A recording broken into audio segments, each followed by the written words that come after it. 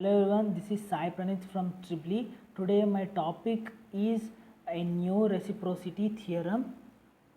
So this is a definition about the new reciprocity theorem. A new reciprocity theorem states that in any branch of a network or circuit, the current due to a single source of voltage V in the network is equal to the current through that branch in which the source was originally placed when the source is again put in the branch in which the current was originally obtained. This is the definition, and let's see the mechanism of reciprocity theorem. The mechanism of electrical conductivity of conducting polymers is based on the transmission of polarons and bipolarons.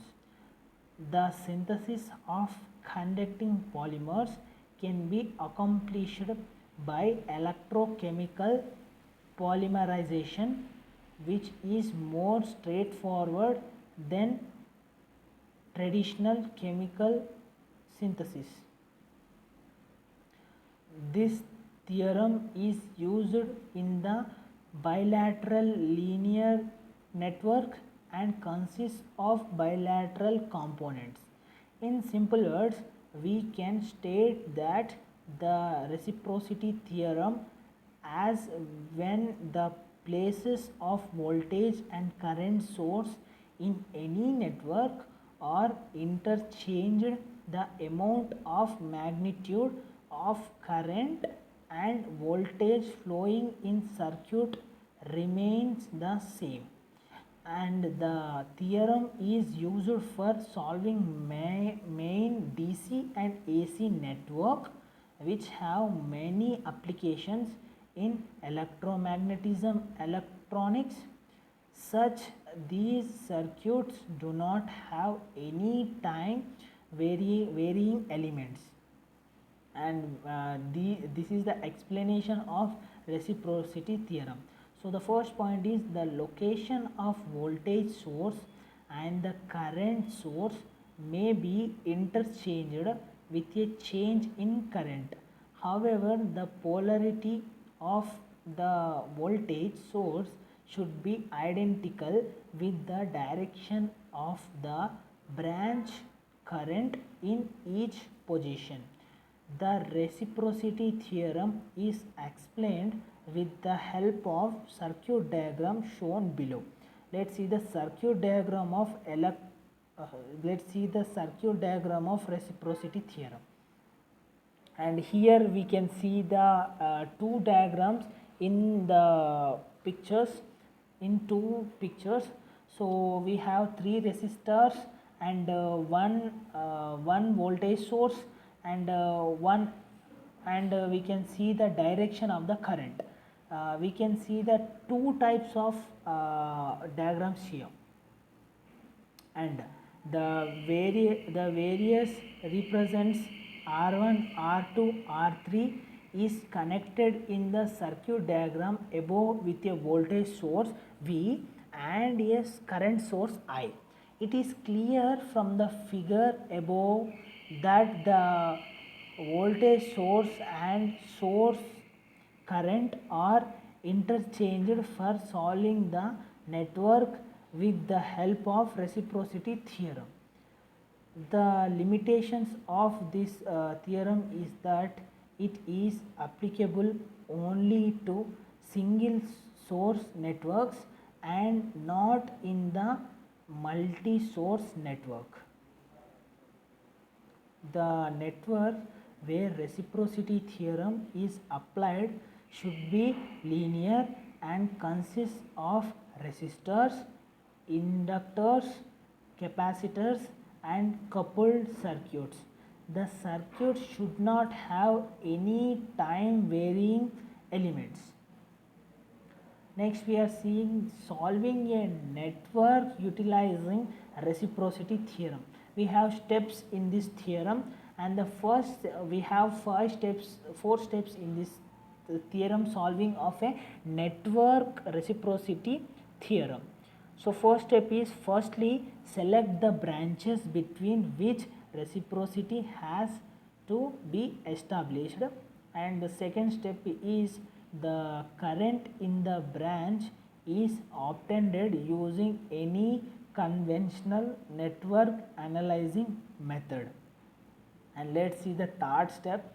The voltage source is interchanged between the branch which is selected, and the next fourth step is the current in the branch where the voltage source was excited earlier is calculated. Then we know the solving of network utilizing reciprocity theorem. By using these steps we can know the network utilizing solving of network utilizing reciprocity theorem. And we have the fifth step. Now it is seen that the current obtained in the previous connection in step 2 and the current which is calculated when the source is interchanged, i.e. In step 4 are identical to each other. So by this we can see by the solving using these steps we can know the reciprocity network utilizing. And also we have the diagram about the theorem, and we have the explanation about the theorem. And in this diagram you can see the three resistors in the first diagram and three resistors in the second diagram, and those are named as R1, R2, R3, and also parallelly in the second picture R1, R2, R3. We have three resistors in the both pictures, and we have one voltage source with plus and minus. We have one voltage source in first diagram and another second voltage source in the second picture, and we have the direction of the current in the first picture and also in the second picture. But the difference in the two pictures are the voltage source and current directions. Those are different in two pictures. In the first picture we can see the voltage is connected on the left side which is directly linked to R1 resistor, and the current will also split into two parts in the second node, and the current will goes on to R2 and R3. By adding R2 and R3 we will get the R1 resistor and the voltage of the current. And you can see the direction of the current is upwards from the right side, which is opposite to the R3 and also opposite to the voltage source. But in the second picture or second diagram we can see the voltage source is connected on the right side of the pic or right side of the diagram, and the voltage is starting mainly from the R2.